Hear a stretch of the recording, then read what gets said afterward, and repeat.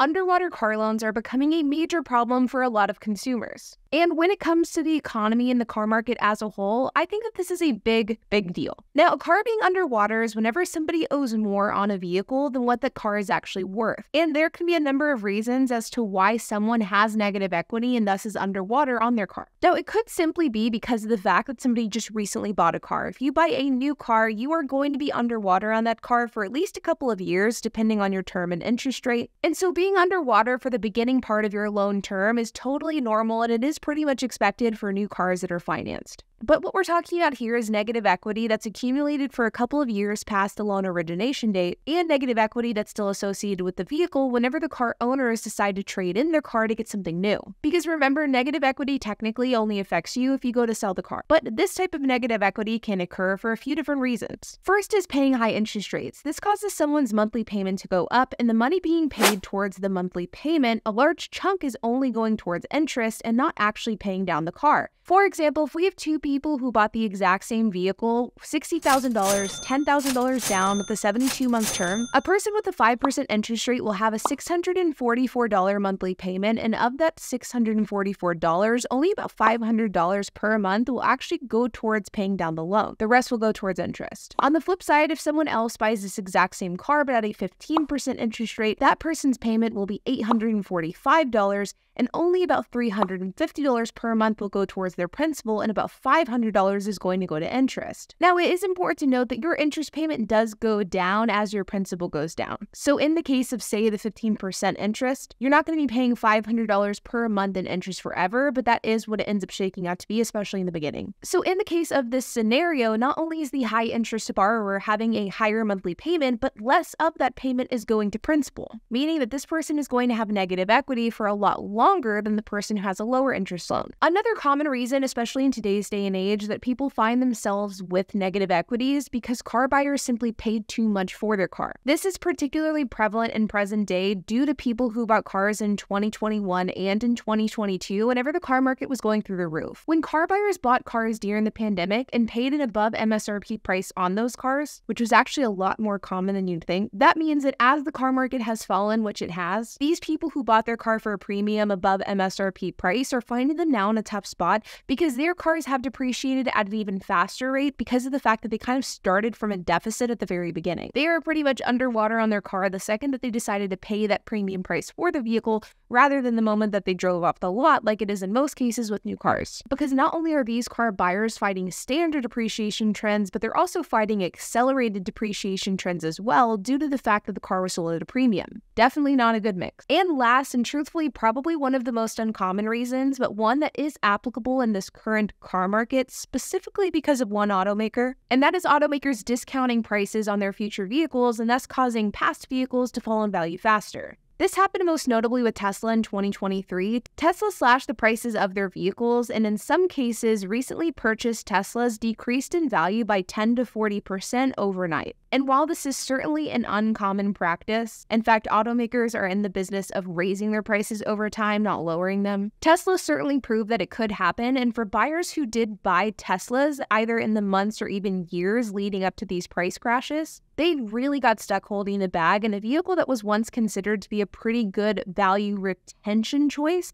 became one that depreciated very quickly. Now, unfortunately, with the current state of the car market, all three of these things are taking place. Interest rates have historically been high. People had paid far too much for their cars in 2021 and in 2022, and it is becoming time for people to trade those in because on average, a car buyer will trade in their car every 3 to 4 years, and we are approaching that timeline. And we had a fairly major automaker slash their pricing sending EVs into a downhill slope. And we are absolutely seeing these factors take effect with some new data that we have. According to a report from Edmunds from earlier this month, the share of Americans who are upside down on their auto loans is on the rise. In fact, 24.2% of trade-ins towards new vehicle purchase have negative equity, up from 23.9% in Q2 of 2024 and 18.5% in Q3 of 2023. This report also revealed that consumers who are underwater on their car loans owe more money than ever before.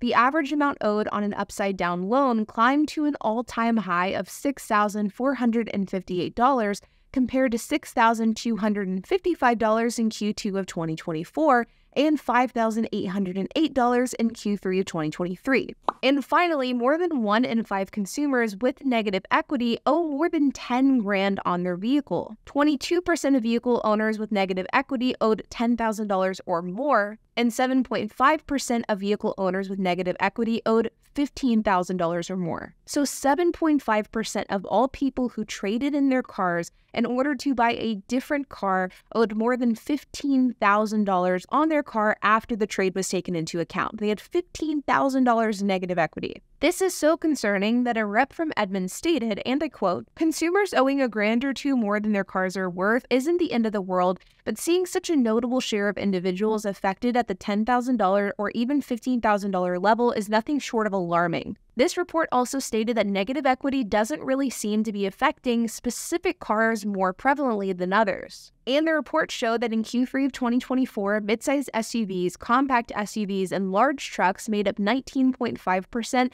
17.3%, and 10.3% respectively of all vehicles traded in with negative equity. And I think that this, laid out with the backdrop of rising delinquencies across auto loans, it's a bad mix. And so the question here is, what can consumers do to either avoid or get out of a negative equity situation? Well, unfortunately, if you are someone that already has a car loan that is severely underwater with negative equity, there isn't really a ton of options that you have available to you. You can keep the car, you can sell the car and just eat that negative equity cost, or you could possibly look at renting that car out in order to make the payments until you no longer have that negative equity. These are 3 viable options, but I'm going to be honest, none of them are that great. I would recommend that if you have severe negative equity and you can afford the car that you have, I would probably just keep it. The only scenario where it actually makes sense to get rid of a car that has a ton of negative equity if it's a car that you just simply can't afford. But if you are someone who doesn't have negative equity yet and you are simply looking to buy a new car and you want to avoid this situation altogether, well, the good news is there are a lot of things and a lot of precautions that you can take in order to avoid this scenario. This is actually something that I talk about in depth in my course, The Car Buying Masterclass, and if you're interested in checking that out, you can use the code OFFER50 to get $50 off. First is buy used. Buying used is one of the most basic surface level things you can do in order to avoid extreme depreciation and thus negative equity, because when you buy used, you're not seeing that 20% value hit right out of the gate. Another thing that you can do and should do is buy below market value, so buy cars at a discount. And this is incredibly important, but also incredibly powerful. By buying below market value, it's actually possible to buy a car and own that car with either limited cost of ownerships or in some cases, no cost of ownership. Third is to pay attention to your interest rate. If you are looking to finance a car and you're getting approved for double-digit interest rates, in my opinion, this is far too risky to move forward with, and I would not under any circumstances recommend financing a car with double-digit interest. This is a surefire way to get you into negative equity unless you plan on paying off that car incredibly fast. And finally, one of the most important things that everybody should do whenever they're purchasing a car, but this is especially important if negative equity is on your mind, is to make sure to look at the car purchase from a full picture perspective.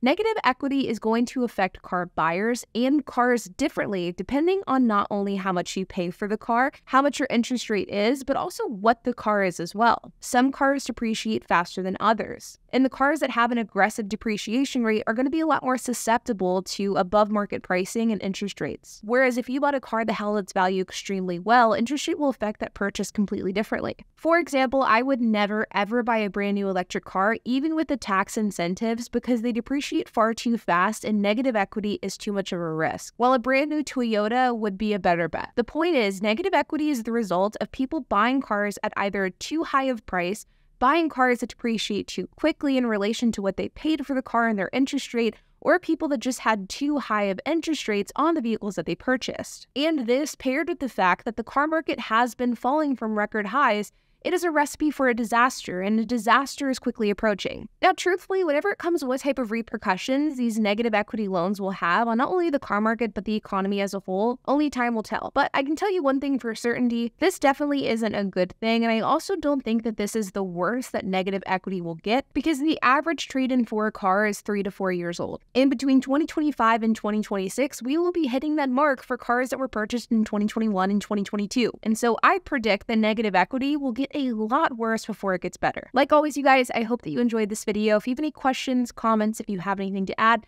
I would love to hear it, so make sure to leave a comment down below. And while you guys are at it, make sure to hit the like button, hit that subscribe button and hit the notification bell, and I will see you guys in the next video.